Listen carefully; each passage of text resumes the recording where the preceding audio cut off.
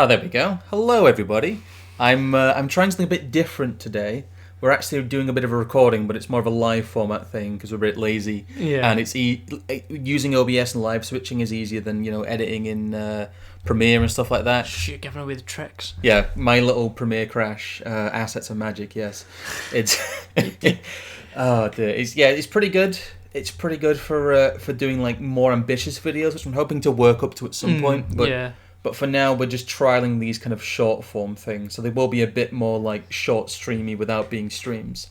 I'm not sure if it's going to be every Monday, but these should consistently be going up maybe every other Monday. I don't know what we can commit to. Yeah, we'll see. Just kind of see what happens, really. What Yes. time we have for them. As you can see, I'm joined by our researcher and now perpetual guest. Guess you're getting known as DG online, aren't you? Yeah, I suppose. It's kind of become your online moniker. Yeah. But enough preamble. We're going to be talking about the COVID war economy because I stumbled on a whole bunch of weirdly mask off shit. Yeah, and it's also like a really great link to the stream from Thursday on Keynesianism. Yes, well, it's a good link to basically all of the democratization series, and we'll be talking about it a little bit, but I haven't read Crisis and Leviathan, but there's a lot of stuff that's applicable here. Yeah. We'll probably recommend some Mises lectures at the end of this at some point, because there's a lot of very good resources about how kind of big events like a war or a pandemic and or a terrorist attack yes. Basically how your rights get eroded through periods of emergency power.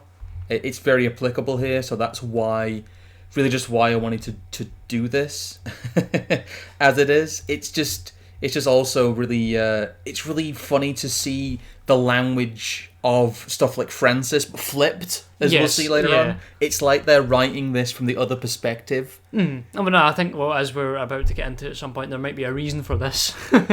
There may well be a reason for this, yes. But the first one we have here, and two of the articles we have, the two main articles, are from something called Foreign Policy magazine. Haven't really heard of them much before. I've probably seen their links online before, but maybe something a bit more in-groupy for people. Yes, I don't think it's not something the average person would read. It's about like The Economist or something like that. Yeah, it is. It's like the broadsheet for people who think they're a really shit Bond villain, maybe. It's like the New European or something. Oh God, no, that could be awful. But yeah, it's the title of this article, and this is actually from I think May of 2020, so this is over a year old now. This is looking at it kind of at the beginning of the pandemic period, and they're saying, this is what a war economy would actually look like, based on COVID. Yeah, leaders of the United States and Europe insist they're at war with the coronavirus. Here's what they would do if they meant it. They go on to quickly mention the Coronavirus Production Act. There's a lot of waffle and preamble here. But the actual paragraph, or two paragraphs I want to highlight here, which are so incredibly mask off that they kind of make your jaw drop a bit. Compared to some of the other stuff. Yeah. No, it sort of starts off suggesting that a genuine war against COVID-19 would not look like the hands-off, conservative, and woefully inadequate response of the Trump administration. Because of course, Orange Man is always bad. Orange Man always bad, yes. But right within that short sentence there is the general notion we were getting from Keynes. This notion that there are things that must be done by government because people would not do them themselves. Yes. And as it continues on, it's high time for the government to mobilise and coordinate all of its national resources to fight the pandemic and mitigate the shutdown's socio-economic costs. There is no better policy template than the war economies of the last century. It's almost like they understand that they've set a precedent with previous crises or something. It is. It's very other end of crisis. It's here's how you properly take advantage of a crisis, dummies. It's here's how you properly erode people's freedoms. Yeah. It goes on to say, in a strange sense, it's precisely the current shutdown of large parts of the national and global economy that beckons the analogy to wartime economic organization. Selective suppression of economic activity is fundamental to war economies, which is, again, very your rights mean nothing in regards to the cause, comrade. Yeah, you've got to think about the actual logical implication of that language, though, because it just says your business is secondary to these larger goals. And if we decide there is a crisis, there's nothing you can do about that. You have become their means. Yes. The relocation of capital, raw materials, and people to factories for military industrial production and to the front lines required a deliberate demobilization of civilian economies in both World War One and World War Two. It's basically the Chinese bussing in unwilling peasants to the Foxconn factory. The actual phrase reallocation of people. That's incredibly a Homo economicus sort of thing about, we know what these people know best or should do best for themselves because they obviously don't understand it themselves. Well, reallocation of people is also just like pure iron fist. You will go here or we will murder you shit. Yeah. It's labour camps is what it is. Yeah. Car manufacturers such as Renault in France and Ford in the United States stopped mass producing automobiles and began turning out tanks. Again, they see this as a good thing. Comprehensive rationing also forced civilians to spend less on consumer goods. This suppression of the consumer economy increased household savings and encouraged the purchase of war bonds. It's amazing seeing this framed like this because we went about it when we talked about the 1920s, and we're going to talk about when it gets to the 30s about the default of the war bond, basically. Yeah.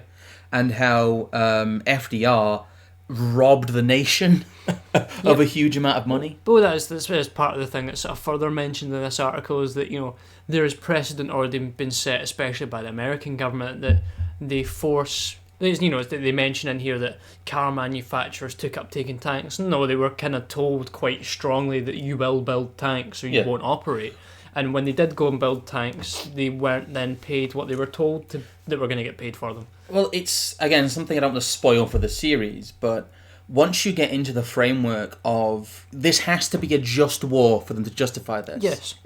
It's what happens. There is no such thing as an unjust war. Yeah, well, that's what I mean. They have to justify it. It's like, what if someone like General Motors had refused to manufacture for the US government over something like Vietnam? Yeah, and it gets even more sort of mask off as it talks about, comprehensive rationing also forced civilians to spend less on consumer goods. So they make this point about, they bought war bonds. Well, yeah, of course they bought war bonds because there wasn't the stuff they normally spent their money on anymore.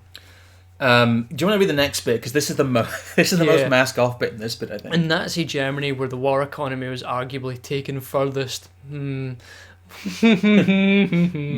kept the trains on time. The Reich Economic Ministry and Reichsbank devised a sophisticated system of silent war finance as an alternative to raising taxes, which basically means running to the international financiers for money in regards to doing favours for them. Extreme rationing forced households to deposit their surplus savings in local banks. The banks then invested the surplus in government bonds and other debt instruments to finance rearmament. They're framing this as a good thing. What they're saying is we need to be more like Nazi Germany in fighting the coronavirus. Yes, we should stop people being able to engage in consumerism in regards to the fact that they may need to actually buy or engage in certain industry to keep people in their community employed, and instead force them to pay for things we deem need to be produced because we deem the struggles. There's also a little bit here where it says that neither price controls nor rationing has been introduced. It's almost indignant about that. Yeah, there is no sort of question as to what these people want. These people clearly want more of it. They have jumped at the first chance, especially this happening all the way back in May, to suggest that not only should measures be taken to increase production of goods that they deem useful, they directly want to coordinate people's lives. Yeah, they do. And they, like I said, they think that it's a good thing. It's like, and that's a good thing. Well, it says as well, there is complete economic illiteracy. In the next statement, as they talk about the price of N95 masks in the United States has jumped at least sixfold from $1 to $6 a piece. Now, the reason that happens is because it's, there isn't a supply of them to sell at $1. Yeah. If you were to force the companies that make them to sell them at $1, there would be none left for the average person to buy. The reason why it's so easy to hoard stuff in a certain sense is because the government forces the price down whenever a demand increase happens. Well, it's the manufacture of a crisis, really. Yes, no, it's precisely that. And the next one we have here, while I just make sure the switchover works properly. There we go. This is the one that really sparked the idea of making this video, because I don't like doing look at headline and get angry at next headline. Yeah, it's more looking at, as especially an outlet like this, communicating essentially the next precedent or the previous precedents in a new form. Yes, again, this is from March 2020. Yeah, it's literally as the lockdowns were happening. Yeah, and it's talking about, the coronavirus war economy will change the world. You think this would be something on like Foreign Policy Exchange or maybe the Mises Institute that had this kind of title? Yeah, talking darkly it's about almost. I'll not go into it because I can't remember the name of the outlet at the moment. But Will Grigg used to work for them, I think. I'm not sure about. I ain't sure about that one, Chief. It's kind of like having a headlines like the left wants to shoot you, and then having like a National Review be like, why we need to shoot Republicans. Yes, it's that kind of levels of what. There's the initial 2 paragraphs here are mostly they're kind of about the warlike language during the financial crisis. They talk about governments currently have managed public health emergencies at the same time as central banks act to calm financial markets. Armed forces are deployed to build hospitals, and citizens' movements are restricted by social distancing. Again, they're talking about this in relatively neutral terms. This stuff isn't decried. But in what ways is the war economy a useful way to understand the fight against coronavirus? The idea has been invoked to mean a variety of things: productivity, sacrifice, reform, solidarity, which this article actually mentions quite a lot, and resourcefulness. In some of these areas, war isn't an appropriate way to think about the global pandemic. In other respects, however, it is for Western governments to go beyond merely using wartime rhetoric. Yeah, Yeah, no, do you know what it is what's come to my mind now? It's John Birch Society level writing. Yeah, and it's the bit at the start, just before what you were mentioning as well, policymakers have become fond of using warlike language to describe their stabilisation efforts. There is so many, heavy ideological sort of terms going on there. And it's almost, as you described, it's so mask off for the fact that they are essentially engaging in a psyop. Yeah. No, in its purest form. Well, they also say, it's time for Western governments to go beyond merely using wartime rhetoric. What they're saying is, we need a war. Yes. We need a war to change the world. Yes, we need to create a further zeitgeist, because evidently individuals aren't subdued by the total state as much as we would like them to be so far. There's a whole lot of waffle here about, the DPA and prison labor. There's a lot of nods to leftist talking points, but where it really, really just gets inescapably mask off to a degree that I have not seen. The very term they use there is this sort of deterministic idea of the inescapable need for state involvement. Helps explain why their war economy is a favourite metaphor of the technocratic imagination. Yeah. What more do you need to hear?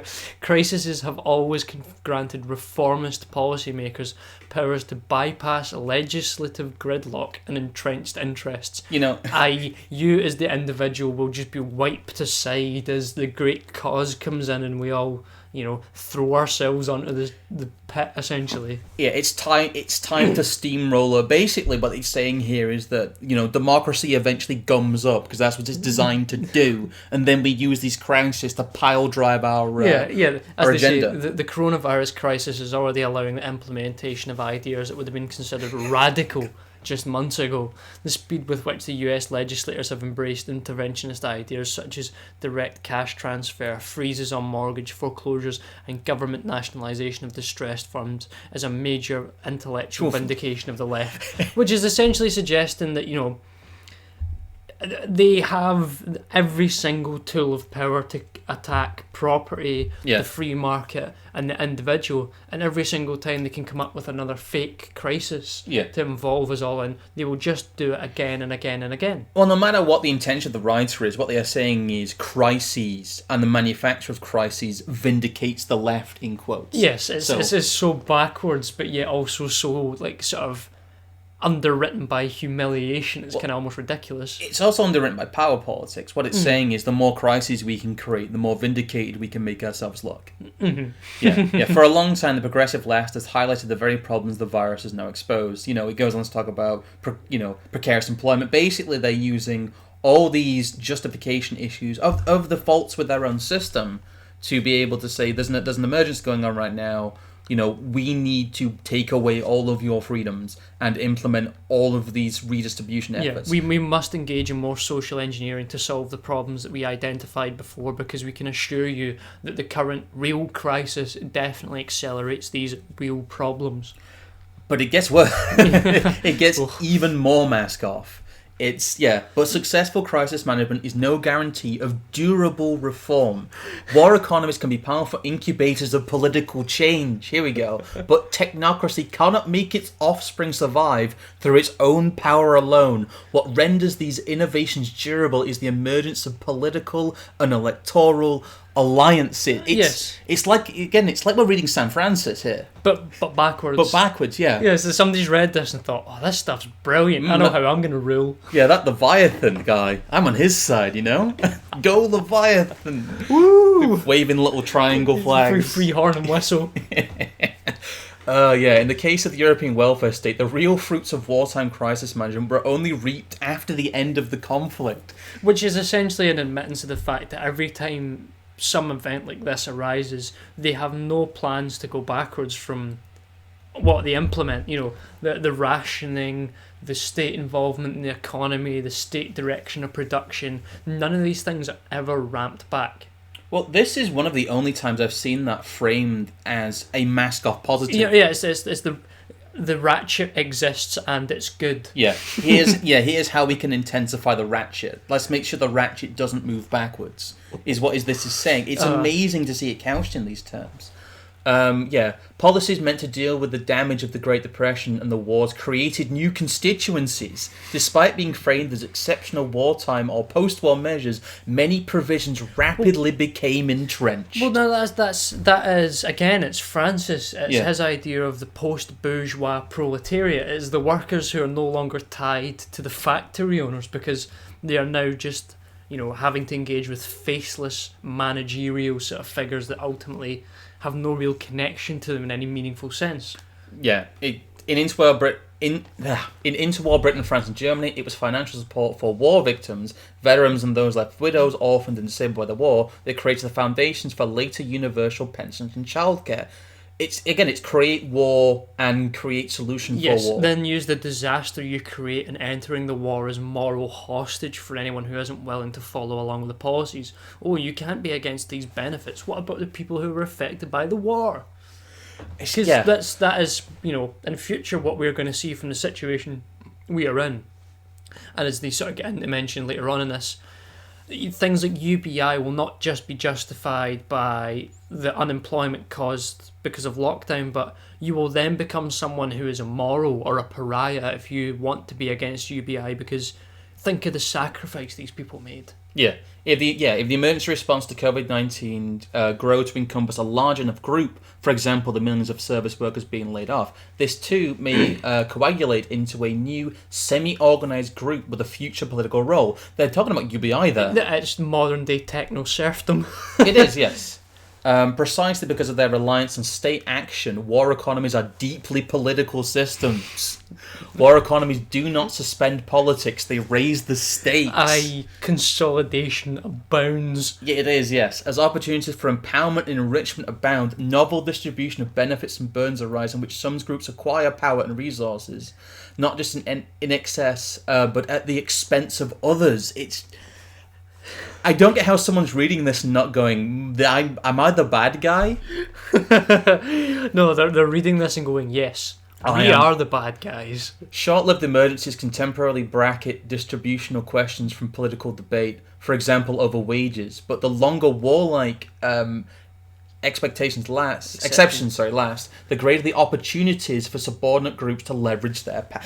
It's like Marxist dialectic there. What they're saying is we're going to create an emergency and we're going to posit ourselves as a solution and get the disenfranchised groups do the heavy lifting for us. And then once we have abused them, we will then flip the rhetoric around and point the fingers at the very people we enriched through the process as the new enemies. I mean, we see this in the way that sort of Bill Gates went from becoming the hero of the world to a pariah.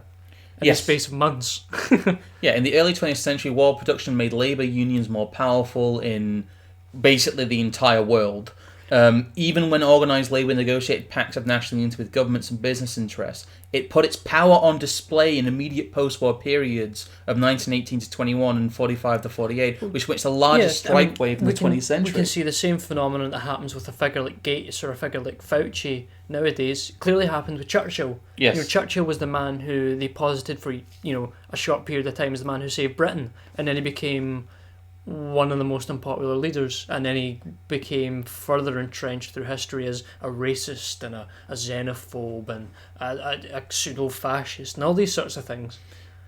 Yeah, so it's a way of reframing the conflict, and what it did create this period of like massive movement towards, the quote-unquote organized labor is just a layer between you and, more control. What it is there to manage you. It's a further layer of management. Yeah, this is priming you for it, essentially. Yes, it is. And it's you giving them, or it's them giving you the guidebook or the structure of here's what happens next if you're clever enough to read it.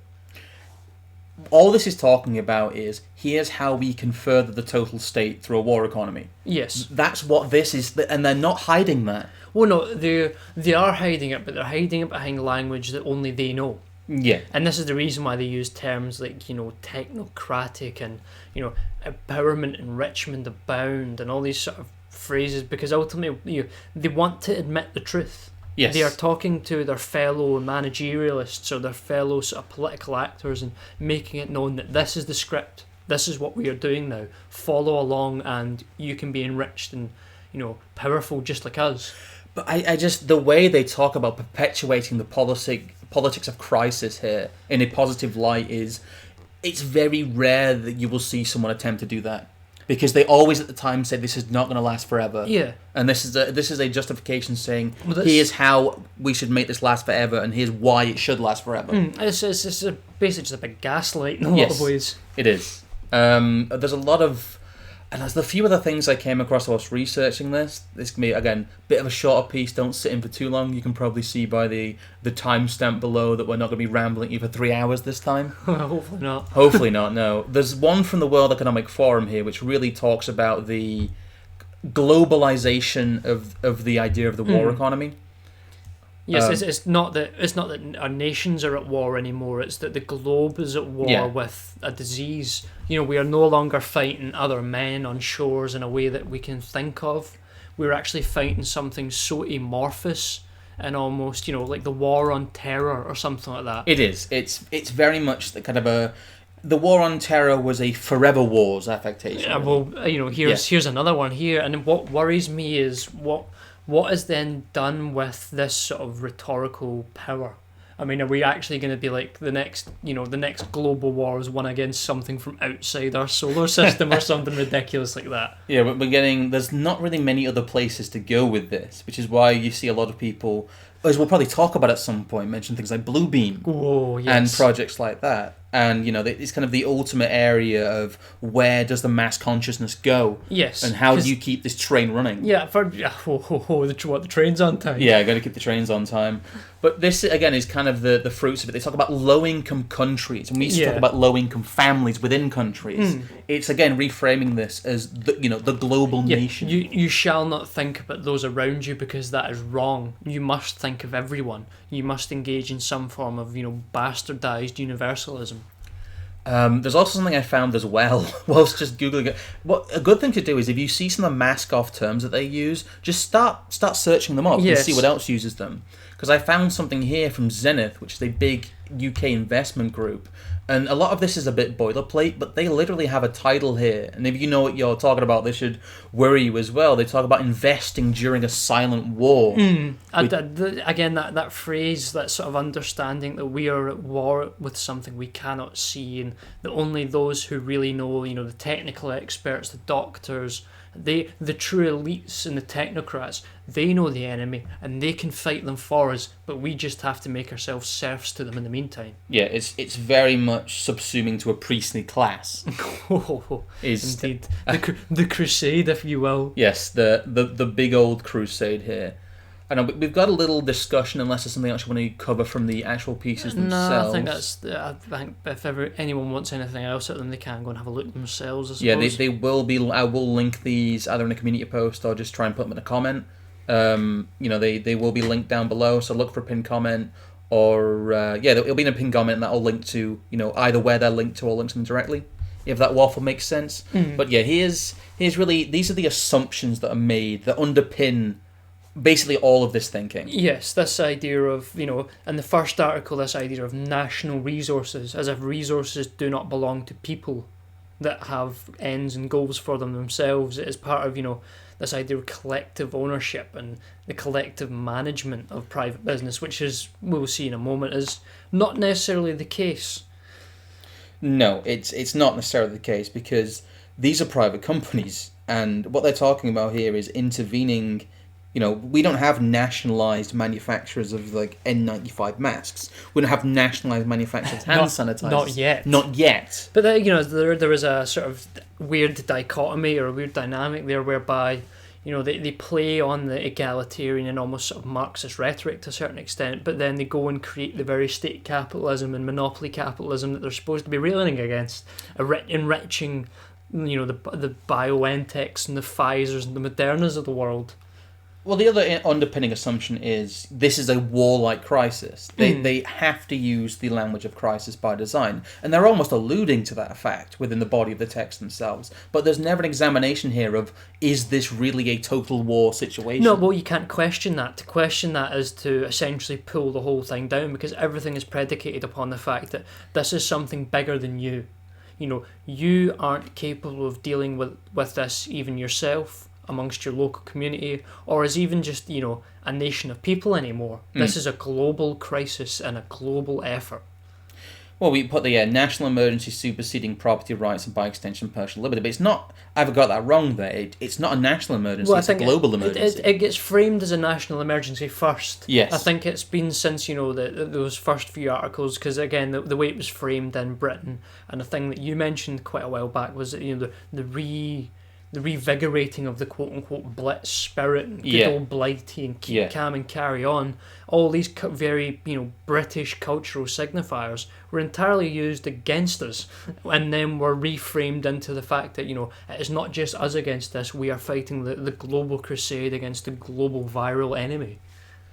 Well, I think we should end here really. There's a quote that you got up that's very good. It's from A Theory of Socialism and Capitalism. I'll get it up here on the other bit before I forgot. So I think it's page 36. Yes, it is. Again, there'll be a link, because it's actually a free PDF. Again, thank you to the Mises Institute guys. A lot of resources out there that are very worthwhile that are there for free. Yes, but it essentially says, declaring everybody a co-owner of everything solves the problem of differences in ownership only nominally.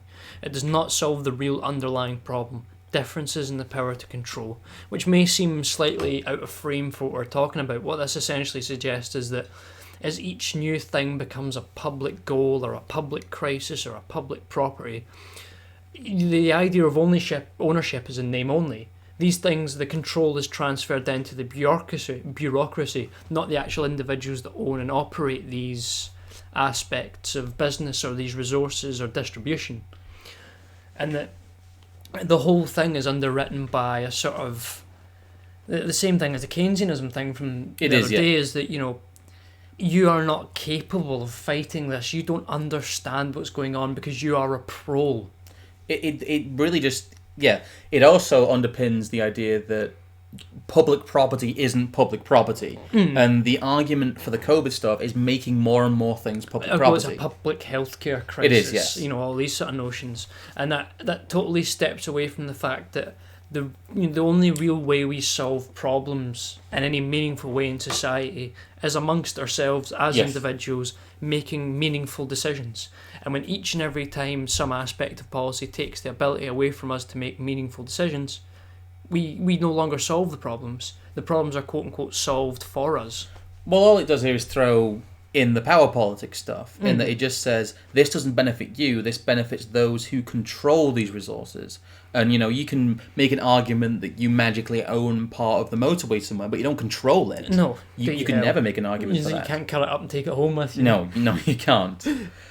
Dear. But yeah, that's kind of the what we want to talk about here, really. It's shorter form stuff. I'll probably figure out a better way to do outros and maybe get a fixed outro and, do some more YouTubey stuff with this. Ooh, like actual intros and maybe even burgeon into the realms of having an theme. Oh, and theme is gay as fuck. I'm not having an theme. But I might do some like more end cards and have an actual recorded spiel. Because as always, links down below. You can join our channel. We are monetized. Blah blah blah blah. Donate, like, subscribe, drop that comment like it's hot, guys. Well, furthermore, you are now going to be writing pieces on the Substack profile. Yes. I will link that in the description because there should have been one that came out yesterday.